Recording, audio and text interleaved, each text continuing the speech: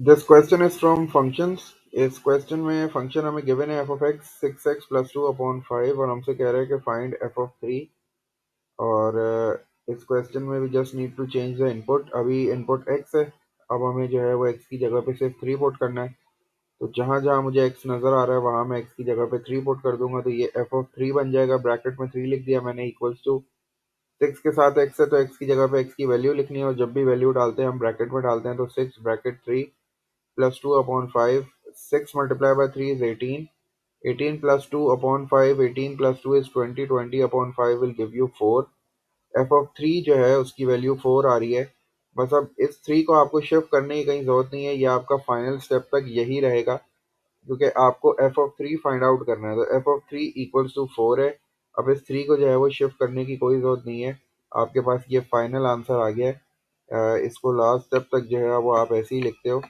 कुछ स्टूडेंट्स मैंने देखा था कि ये 3 को जो है ना वो नेक्स्ट साइड पे शिफ्ट कर देते हैं, इसको वहाँ जाके डिवाइड करा देते हैं। तो ये इस तरह का कुछ भी नहीं है। You have to find the value of F of 3। तो ये लास्ट स्टेप तक जो है ना ये इसी तरह चलेगा। तो आपका जो फाइनल आंसर आ गया 4 आ गया। 1 मार्क का क्वेश्चन था ये।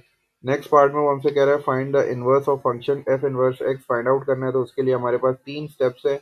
तो फर्स्ट स्टेप में हमें जो है वो फंक्शन को y के बराबर करना होता है, तो ये एफ ऑफ एक्स की जगह पे हम y पुट कर देते हैं। तो पहला स्टेप जो है वो y is equal to 6x plus 2/5 हो जाएगा। ये हमारे पास जो है वो फर्स्ट स्टेप आ गया।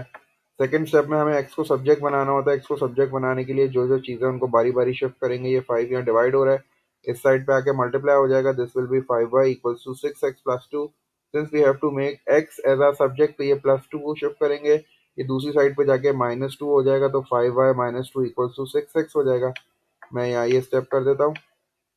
तो 5y उस साइड पे था तो 5y एज इट इज रहेगा, ये +2 दूसरी साइड पे जाएगा तो ये -2 हो जाएगा, इक्वल टू 6x हो जाएगा। और अब मुझे x को सब्जेक्ट बनाना है, इसके साथ 6 है, मल्टीप्लाई हो रहा है, तो ये दूसरी साइड पे जाके डिवाइड हो जाएगा। तो this is my second step, जहाँ मैंने x को सब्जेक्ट बना लिया है।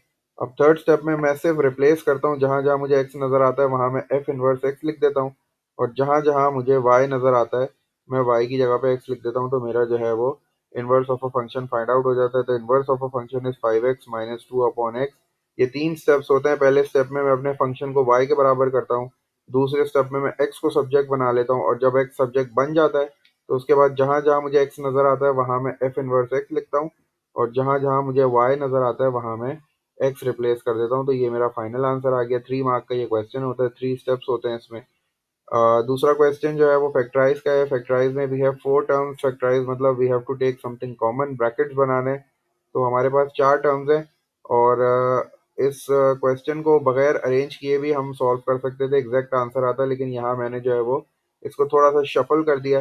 5ax मैंने स्टार्ट में ही रखा, उसके बाद ये जो माइनस का 10cx है इसको जो है वो पहले ले आया, और ये -3ay जो है इसको बाद में ले गया, तो ये -3ay थर्ड नंबर पे आ गया, और ये +6cy जो है वो लास्ट में चला गया। इन दोनों में से मैंने कॉमन ले लिया 5 और x, दो चीज़ें कॉमन आ रही है तो 5x कॉमन ले लिया। जब मैंने 5 और x कॉमन ले लिया तो a बच गया ब्रैकेट के अंदर, माइनस का साइन एज इट इज। 5 को 2 से मल्टीप्लाई करूंगा तो 10 आएगा, x कॉमन ले चुका हूँ तो c आ गया, तो a minus 2c bracket close. अब बाकी की दो टर्म्स में से मुझे कुछ ऐसा कॉमन लेना है कि ब्रैकेट मेरे पास a-2c बने, तो मैंने माइनस का साइन कॉमन लिया है, और मैंने 3y कॉमन लिया है। जब मैं 3y कॉमन लूंगा तो ब्रैकेट के अंदर a-2c आ जाएगा। a-2c और a-2c दोनों ब्रैकेट सेम हो गए, इसका मतलब है मैंने बिल्कुल ठीक कॉमन लिया है। और अब मैं ब्रैकेट कॉमन ले लूंगा एक बार a-2c, तो जो रिमेनिंग चीज़ है वो भी एक ब्रैकेट में आ जाएगी। तो 5x minus 3y is my final answer. तो दो ब्रैकेट्स हो गए, यही काम करना था। फैक्टराइज का मतलब यही होता है, we have to make factors, brackets बनाने होते हैं। तो a-2c एक ब्रैकेट आ गया, और ब्रैकेट में 5x माइनस 3y दूसरा ब्रैकेट आ गया। This is my final answer. Last part में हमें दोबारा फैक्टराइज करना है, again we have to make factors. और यहाँ 15x² माइनस 7x माइनस 4 है। देखो यहाँ फर्स्ट पार्ट में हमारे पास 4 टर्म्स थी, तो हमने इनको दो दो में ब्रेक करके कॉमन लिया है। यहाँ हमारे पास 3 टर्म्स हैं, तो यहाँ फैक्टराइज करने के लिए we have to break the middle term, और यहाँ middle term breaking method use करना पड़ेगा। उसके लिए मुझे कॉर्नर्स को मल्टीप्लाई कराना पड़ेगा। कॉर्नर्स में मेरे पास 15 और 4 है, तो जब मैं कॉर्नर्स को मल्टीप्लाई कराऊंगा तो मेरे पास आ जाएगा 15 टाइम्स 4 इज 60, तो -60x² आ जाएगा। अब मुझे ऐसे फैक्टर्स बनाने हैं जिनको मल्टीप्लाई करूँ तो 60 आए, और ऐड और सब्ट्रैक्ट करूँ तो 7 आए। इसका मतलब है 12 5 60 होता है। 12 और 5 को जब मैं सब्ट्रैक्ट करूंगा तो 7 आंसर आएगा।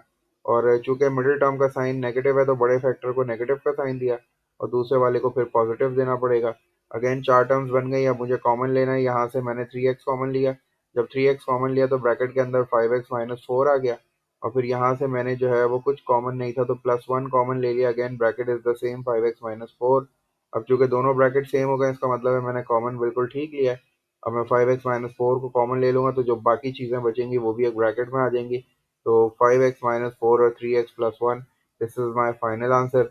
अगर आपको कंफर्म नहीं है कि आपको लगता है कोई गलती हुई है तो आप वापस ब्रैकेट्स को मल्टीप्लाई कर लो, आपको ओरिजिनल क्वेश्चन मिल जाएगा और प्रूव हो जाएगा कि आपने सही काम किया है।